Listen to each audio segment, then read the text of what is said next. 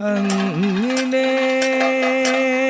തന്നെ ഊനത്തെ പണയോ സുയോധന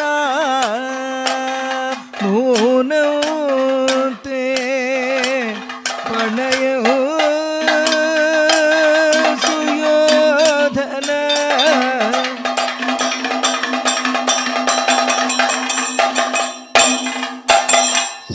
ദശരഥാകിയ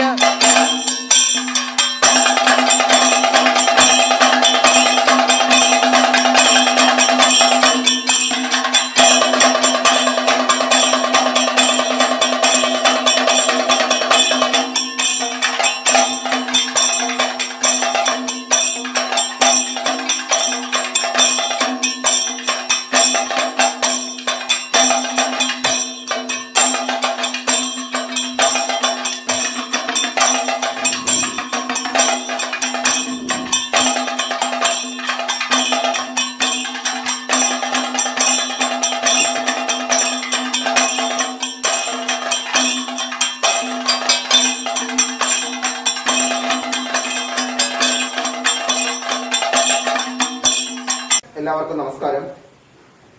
ഞാനിപ്പോൾ ഇരിക്കുന്നത് കലാമണ്ഡലം ഗോകുമാർ സാറിന്റെ വീട്ടിലാണ്. ചെറുതുരുത്തിയിൽ കലാമണ്ഡലത്തിന് തൊട്ട് അടുത്ത് തന്നെയാണ് ഈ വീട് സ്ഥിതി ചെയ്യുന്നത്. വളരെ അഭിമാനപൂർവ്വം, വളരെ സന്തോഷപൂർവ്വമാണ് ഞാനിപ്പോൾ ഈ വീട്ടിലിരിക്കുന്നത്. ഞാൻ നിങ്ങളുടെ മുന്നിലേക്ക് പരിചയപ്പെടുത്തുന്നത് കേരളം അറിയപ്പെടുന്ന ഒരു കഥകളി ആചാര്യനെയാണ്. കഥകളിയെക്കുറിച്ച് ആധികാരികമായി സംസാരിക്കുവാൻ കഴിവുള്ള കലാകാരൻ. 30 വർഷക്കാലത്തോളം കലാമണ്ഡലത്തിൽ സേവനമനുഷ്ഠിച്ച് കലാമണ്ഡലത്തിലെ വകുപ്പ് മേധാവിയായിട്ട് പെൻഷനായി ഇപ്പോൾ മഹാത്മാഗാന്ധി യൂണിവേഴ്സിറ്റിയിൽ ഫൈനാൻസ് വിഭാഗം ഡീനായിട്ട് പ്രവർത്തിക്കുന്ന കലാമണ്ഡലം ഗോകുമാർ സാറിനെ വളരെ ആദരപൂർവ്വം നിങ്ങൾക്ക് വേണ്ടി ഞാൻ സ്വാഗതം ചെയ്യും. സാറേ, നമുക്ക് ഇവിടെ ഇപ്പോൾ നമ്മൾ ഇരിക്കുന്നത് വളരെയേറെ സന്തോഷപൂർവ്വം പറയട്ടെ, നമ്മുടെ സ്കൂളിലെ കൊച്ചുകുട്ടികൾക്ക് വേണ്ടി കഥകളിയെക്കുറിച്ച് ചില കാര്യങ്ങൾ പറഞ്ഞു തരുവാനാണ്. തീർച്ചയായും വിളിച്ചപ്പോൾ തന്നെ വന്നോളൂ എന്ന് പറയുകയും കുട്ടികൾക്ക് വേണ്ടിയിട്ടും അധ്യാപകർക്ക് വേണ്ടിയിട്ടും അങ്ങനെ വിലപ്പെട്ട സമയം നൽകിയതിൽ ആദ്യമേ നന്ദി അറിയിക്കുന്നു. ഇപ്പോൾ എനിക്ക് 1-2 കാര്യങ്ങളാണ് നമുക്ക് അറിയേണ്ടത്. തുടക്കമെന്ന രീതിയിൽ ചോദിക്കട്ടെ, മങ്കാട് എന്ന ഗ്രാമം, ആ കൊച്ചു ഗ്രാമത്തിൽ നിന്ന് ഇത്രയും വലിയ ഒരു രീതിയിലേക്ക് വന്നു. എനിക്ക് തോന്നുന്നു എൻ്റെ കുഞ്ഞുനാളില് മങ്കാട് എന്ന ഗ്രാമത്തിൽ ഒരു സാമൂഹ്യ പ്രവർത്തകർ, ബാലസംഘം എന്ന് പറയുന്ന കുട്ടികളുടെ ഒരു കൂട്ടായ്മയ്ക്ക് മങ്കാട് എന്ന ഗ്രാമത്തിൽ തുടക്കം കുറിച്ച അംഗം ഇത്രയും ഉയർന്ന നിലയിലേക്ക് എത്തി. ഇതിന്റെ പിന്നിൽ എന്തൊക്കെ അനുഭവങ്ങളാണ് അങ്ങേക്കുണ്ടായിട്ടുള്ളത്? കുറേ അധികം സ്വയം പ്രയത്നം കൊണ്ടാണ് എനിക്കിവിടെ എത്താൻ കഴിഞ്ഞത്. കാരണം പല കഥകളി എന്ന് പറയുന്നത് നമ്മുടെ കിഴക്കൻ മേഖലയിൽ, കേരളത്തിലെ കിഴക്കൻ മേഖലയെ സംബന്ധിച്ചിടത്തോളം കഥകളി ഒരു പൊട്ടൻ കളി എന്നാണ് വിശേഷിച്ചത്. അങ്ങനെയുള്ള സ്ഥലത്ത് തന്നെ പക്ഷെ എന്നാലും കഥകളിയെ അങ്ങേറ്റ സ്നേഹിക്കുന്ന ജനവിഭാഗം കേരളത്തിൽ അനവധിയുണ്ട്. ആ പ്രോത്സാഹനോട് തന്നെ മുന്നോട്ട് നയിക്കാൻ പ്രേരകശക്തിയായി മാറിയത്. അതിന്റെ ഭാഗമായിട്ടാണ് എനിക്കിങ്ങനെ എത്തിച്ചേരാൻ കഴിച്ചത്. നമ്മുടെ കഥകളിയും മറ്റ് കലാവിഭാഗങ്ങളുണ്ട്. കഥകളി കേരളത്തിന്റെ തനത് കലയാണ്. കഥകളിയിലെ പ്രധാനപ്പെട്ട വേഷവിധാനങ്ങളും അതുമായി ബന്ധപ്പെട്ട് കുഞ്ഞുങ്ങൾക്ക് കൊടുക്കുവാനുള്ള അങ്ങയുടെ ഉപദേശവും എന്താണ്? കഥകളിയുടെ വേഷവിധാനങ്ങൾ, കഥകളിയെ തന്നെ അതിന്റെ ഒരു ഉത്ഭവം മുതലൊന്ന് കുറച്ച് പറഞ്ഞോട്ടെ, സമയം ഉണ്ടാവുന്നത് അല്ലേ? രാമനാട്ടം എന്ന കലയുടെ വികസിത രൂപമാണ് കഥകളി. കൊട്ടാരക്കര തമ്പുരാനാണ് രാമനാട്ടം എന്ന കലയ്ക്ക് രൂപം നൽകിയത്. ആ രാമനാട്ടത്തിനെ വെട്ടത്ത് നാട്ടുരാജാവ് പരിഷ്കരിക്കുകയും അതിനെ തുടർന്ന് കല്ലടിക്കോടൻ സമ്പ്രദായം നിലവിൽ വരികയും കപ്ലിംഗാണ സമ്പ്രദായം നിലവിൽ വരികയും അങ്ങനെ വെട്ടത്ത് സമ്പ്രദായം, കല്ലടിക്കോടൻ സമ്പ്രദായം, കപ്ലിംഗാണ സമ്പ്രദായം, കഥകളിയിൽ 3 സമ്പ്രദായങ്ങൾ നിലവിൽ വന്നു. അതിന്ന് നിലവിൽ 2 സമ്പ്രദായങ്ങളാണ് നിലവിൽ. അതിൽ കപ്ലിംഗാണ സമ്പ്രദായം എന്ന് പറഞ്ഞാൽ തെക്ക സമ്പ്രദായവും കല്ലുവഴി സമ്പ്രദായം എന്ന് പറഞ്ഞാൽ കല്ലടിക്കോടൻ സമ്പ്രദായം എന്ന് പറഞ്ഞാൽ കല്ലുവഴി സമ്പ്രദായം, വടക്ക സമ്പ്രദായം. അങ്ങനെ 2 സമ്പ്രദായമാണ് നിലനിൽക്കുന്നത്. അത് 2 കേരളത്തിലാണ് നിലനിൽക്കുന്നത്. 2 നമ്മുടെ സംസാര ഭാഷയിൽ തിരുവിതാംകൂറിൽ സംസാരിക്കുന്നതും മലബാറിൽ സംസാരിക്കുന്നതും പോലുള്ള വ്യത്യാസങ്ങളാണ് ഇതിൽ 2ലും തന്നെ ഉള്ളത്. ഈ 2ലും വേഷവിധാനങ്ങളും എല്ലാം തന്നെ ഒരുപോലെ തന്നെയാണ്. അതിൽ പറയുക പച്ച, കത്തി, താടി. കത്തിയിൽ തന്നെ നെടുങ്കത്തി, കുറുങ്കത്തി അങ്ങനെ രണ്ടുണ്ട്. താടി വെള്ളത്താടി, ചുവന്ന താടി, കറുത്ത താടി, 3 തരം താടി വേഷങ്ങൾ. കരി, അതുപോലെ തന്നെ മിനുക്ക്, ഇത്തരം വേഷങ്ങളാണ് കഥകളിയിൽ ഉള്ളത്. ആ മിനുക്ക് വേഷങ്ങളിൽ തന്നെ സ്ത്രീവേഷത്തെ മിനുക്കെന്ന് പറയും. അതുപോലെ ബ്രാഹ്മണാദി, ദൂത തുടങ്ങിയ വേഷങ്ങളും മിനുക്കെന്നാണ് പറയുക. ഇതാണ് കഥകളിയിലെ വേഷവിധാനങ്ങളെ സംബന്ധിച്ച്. അത് കഥാപാത്ര സ്വഭാവം അനുസരിച്ചാണ് പച്ച, കത്തി, താടി എന്നിങ്ങനെ വേർതിരിക്കുന്നത്. ഇതാണ് വേഷങ്ങളെ സംബന്ധിച്ച്. പിന്നെ ഈ കഥകളിയിലേക്ക് വരുന്ന കുഞ്ഞുങ്ങളോട്, ഇപ്പൊ കഥകളി ഇഷ്ടപ്പെടുന്ന കുഞ്ഞുങ്ങൾ ഒരുപക്ഷെ കലാമണ്ഡലത്തിലേക്ക് അവർക്ക് വരണമെന്ന് താല്പര്യമുണ്ടെങ്കിൽ അവർക്കുള്ള ഒരു മാർഗനിർദ്ദേശം എന്താണ് നമുക്ക് നൽകുവാനുള്ളത്? കഥകളി എന്ന് പറയുന്നത് കാരണം നാട്യശാസ്ത്രം എന്ന് പറയുന്ന ശാസ്ത്രത്തിനെ, ആ ശാസ്ത്രത്തിനെ സംബന്ധിച്ച് പറയുമ്പോൾ ഞാൻ നേരത്തെ സൂചിപ്പിച്ചു ബാലസംഘത്തിന്റെ കാര്യം പറഞ്ഞു. അപ്പൊ എന്നതുപോലെ നാട്യശാസ്ത്രത്തിന്റെ പഴക്കം 5000 വർഷത്തോളം പഴക്കമുള്ള അമൂല്യ ഗ്രന്ഥമാണ്. അതിനെ വിശേഷിപ്പിക്കുക സാധാരണഗതിയിൽ 2 തരത്തിലാണ്. അപ്പൊ ഞാൻ എന്നെ പോലുള്ള ഒരാൾ എന്താ അങ്ങനെ പറയുന്നത് ചോദ്യങ്ങൾ വരാം. എങ്കിൽ പോലും ഈ കലയുടെ ഉൽപ്പത്തി അത് ബ്രഹ്മാവ് 4 വേദങ്ങളിൽ നിന്നും, ഋഗ്വേദ, സാമ, അഥർവ വേദങ്ങളിൽ നിന്നും 5ാമത്തെ വേദമായി നാട്യവേദത്തെ ഉണ്ടാക്കിയെന്നും ആ നാട്യവേദമാണ് ഈ കലയായി മാറുന്നത്. അത് ഭരതമുനിക്ക്, ദേവന്മാർക്ക് അസാധ്യമായതുകൊണ്ട് ഭരതമുനിക്ക് ഉപദേശിച്ചു കൊടുക്കുകയും ഭരതമുനി ശിഷ്യർക്ക് പകർന്നു കൊടുത്ത് അതിൽ നിന്നും തണ്ടുവിൽ നിന്ന് താണ്ഡവും പാർവതിയിൽ നിന്ന് ലാസ്യവും അങ്ങനെ ഉണ്ടായതാണ് കല, നൃത്തം, നാട്യം. ഈ ഇതിന്റെ ഉൽപ്പത്തി ബ്രഹ്മാവിൽ നിന്നാണ്. അതിനു വേണ്ടിയാണ് ഉദാഹരണം ഇപ്പോ മാഷ ഇവിടെ അവിടെ നിന്നോട്ട് വരുന്ന വഴിക്ക് കണ്ടിട്ടുണ്ടാവും നാട്യഗൃഹം. ആ നാട്യശാസ്ത്രത്തിൽ 2ാമത്തെ അധ്യായം എന്ന് പറയുന്നത് ഈ നാട്യം അവതരിപ്പിക്കുന്നതിന് നാട്യഗൃഹമാണ്. അതിൽ നാട്യശാസ്ത്രത്തിൽ പറയുന്ന നാട്യഗൃഹ നിർമ്മാണത്തിലെ ആ കണക്കനുസരിച്ച് കേരളത്തിൽ നിർമ്മിക്കപ്പെട്ട ഏക നാട്യഗൃഹമാണ് കലാമണ്ഡലത്തിൽ സ്ഥിതിക്കുന്നത്. നാട്യം അവതരിപ്പിക്കുന്നതിന് വേണ്ടി ചെയ്തിട്ടുള്ളതാണ്. കാരണം അസുരന്മാർ ഈ നാട്യം ഉണ്ടായി അവതരിപ്പിക്കുന്ന വേളയിൽ അസുരന്മാര് ജയിക്കുന്ന രംഗമാണ് ഈ ഭരതമുനി ശിഷ്യർ മുഖാന്തരം അവതരിപ്പിച്ചത്. അതിൽ കുപിതരായ രാക്ഷസർ അതിനെ തടസ്സം ഉണ്ടാക്കുകയായിരുന്നു. ആ തടസ്സത്തിൽ നിന്ന് മോചിപ്പിക്കാനാണ് ഈ നാട്യഗൃഹം. ആ നാട്യഗൃഹത്തിൽ തന്നെ ഓരോ ആലകരെ തന്നെ സൃഷ്ടിച്ചുകൊണ്ടാണ് ആ നാട്യഗൃഹ നിർമ്മാണം തന്നെ നടത്തിയിരുന്നത്. ഈ മറ്റ് ആട്ടക്കഥകളിൽ നിന്ന് നളചരിത ആട്ടക്കഥയ്ക്ക് എന്താണ് ഒരു പ്രത്യേകത, എന്താണ് അതിന്റെ ഒരു പ്രാധാന്യം? അത് നളചരിതം ഈ ആട്ടക്കഥകളില് കോട്ടയം തമ്പുരാന്റെ ആട്ടക്കഥകളുണ്ട്, അതുപോലെ തന്നെ ഇരയമ്മൻ തമ്പിയുടെ ആട്ടക്കഥകളുണ്ട്, അശ്വതി തിരുനാളിന്റെ ആട്ടക്കഥകളുണ്ട്, തിരുമാനൂർ വലിയ തമ്പുരാന്റെ ആട്ടക്കഥയുണ്ട്. അപ്പോൾ ഇതൊക്കെ ആണെങ്കിലും ഈ കോട്ടയം തമ്പുരാന്റെയൊക്കെ എന്ന് പറഞ്ഞാൽ കൃത്യം ചിട്ടപ്രധാനമായി മാത്രം ചെയ്യുന്ന, അത് ഇനി ആര് ചെയ്താലും ഏത് നടൻ ചെയ്താലും അതെന്നും ഒരുപോലെ തന്നെ ലിഖിതമായ കൃത്യമായ നിയമങ്ങളിൽ അധിഷ്ഠിതമായ കളരികളെ ചൊല്ലിയാടുകയും ഒരു കലാകാരന്റെ വാർത്തെടുക്കാൻ പാകത്തിനുള്ളതുമാണ്. എന്നാലും നളചരിതം കുറെ നാടകീയ മുഹൂർത്തങ്ങൾ കോർത്തിണക്കിക്കൊണ്ടിരുന്നതാണ്. അതിനകത്ത് അതിന്റെ നളചരിതത്തിലെ സാഹിത്യത്തിന്റെ ഗുണം മാത്രമല്ല, സാഹിത്യഗുണം മാത്രമല്ല, സംഗീതഗുണം, അതുപോലെ തന്നെ നാടകീയ അഭിനയ മുഹൂർത്തങ്ങൾ അനവധിയുള്ള കല നളചരിതത്തോളം എത്തുന്നില്ല. അതാണ് നളചരിതത്തിന്റെ പ്രത്യേകത. അങ്ങനെ നളചരിതം കേരളത്തിൽ കിട്ടിയിട്ടുണ്ട്, ലണ്ടനിൽ. ഈ നളചരിത ആട്ടക്കഥയിൽ നമ്മൾ കുറച്ചുകൂടി കൂടിയാട്ടം അതിന് നമ്മൾ കയ്യിൽ നിന്ന് ചെയ്യേണ്ടുന്ന എന്തെങ്കിലും ഒരു സന്ദർഭം ഉണ്ടാകാറുണ്ടോ? അത് കലകൾ മിക്കവാറും എല്ലാ കലകളിലും ഇതിലുണ്ട്. ഒരു നായിക വർണ്ണന നടത്തുന്ന സന്ദർഭത്തിലാണെങ്കിൽ അത് മനോധർമ്മമാണ്. ആട്ടം എന്ന് പറയുന്നത് ഇളകിയാട്ടത്തിനെ മനോധർമ്മം ആയിട്ട് തന്നെ നായിക വർണ്ണനെ സംബന്ധിച്ച് ആട്ട ശ്ലോകങ്ങൾ കുറയുന്നത്. അത് ഓരോ നടന്മാരുടെയും പാഠമനുസരിച്ച്, അത് അദ്ദേഹത്തിന്റെ അറിവിനനുസരിച്ച് അവര് പലരും പല ആട്ട ശ്ലോകങ്ങൾ വർണ്ണിക്കാറുണ്ട്. അപ്പോ അത്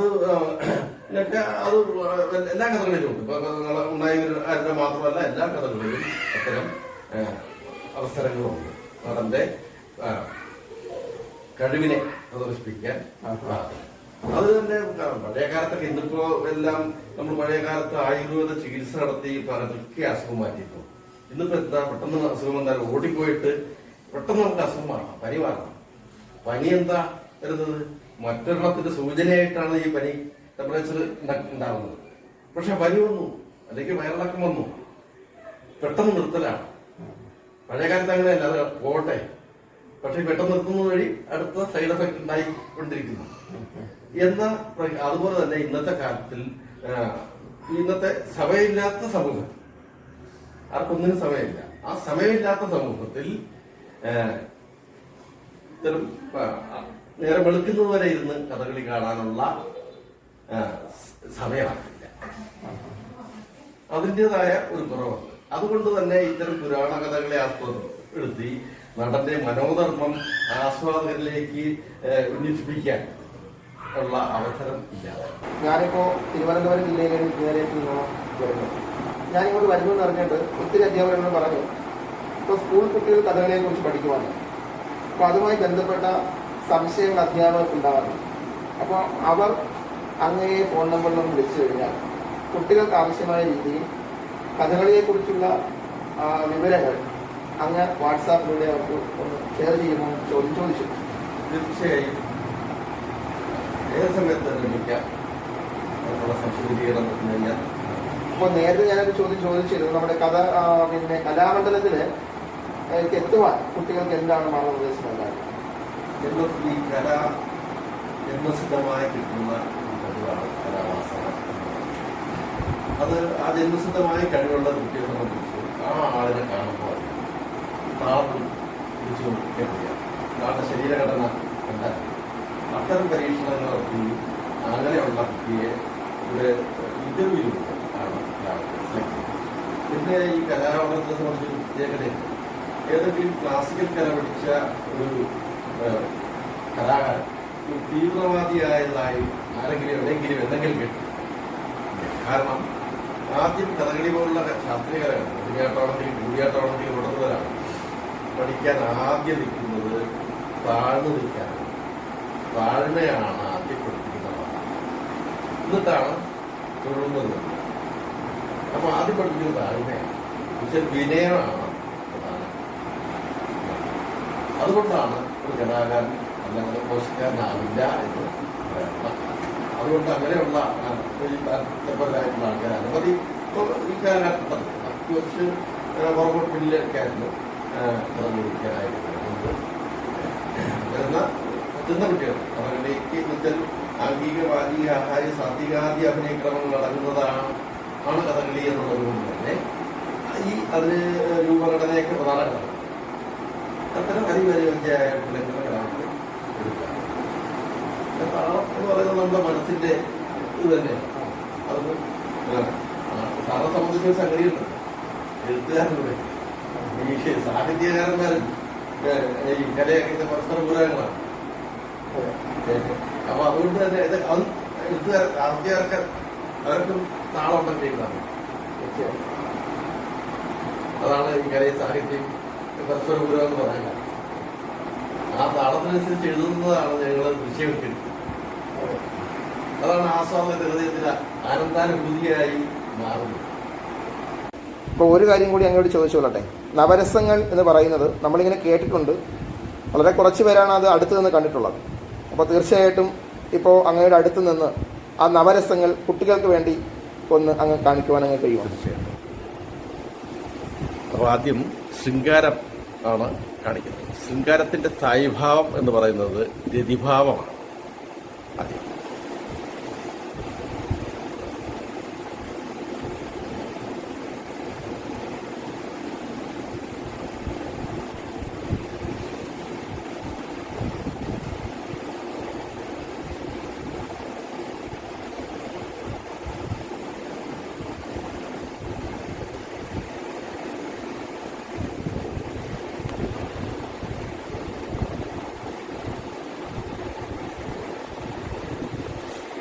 ഇനി വീരം, ഉത്സാഹമാണ് സ്ഥായി.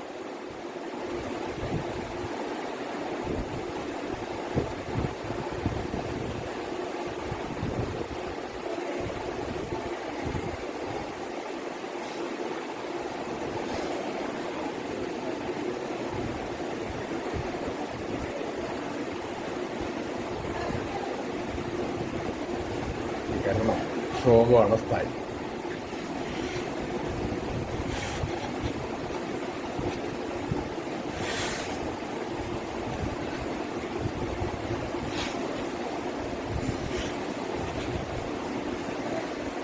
അത്ഭുതം, വിസ്മയമാണ് സ്ഥായി.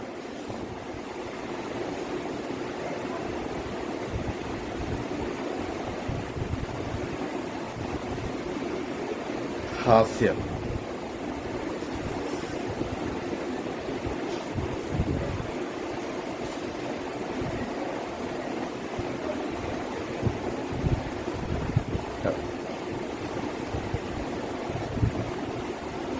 ഭയാനകം, പേടി, ഭയം,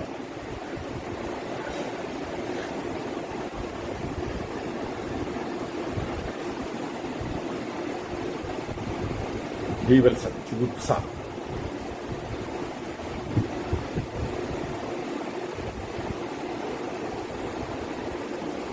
രൗദ്രം,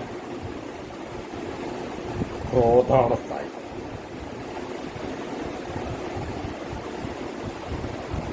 ശാന്തം,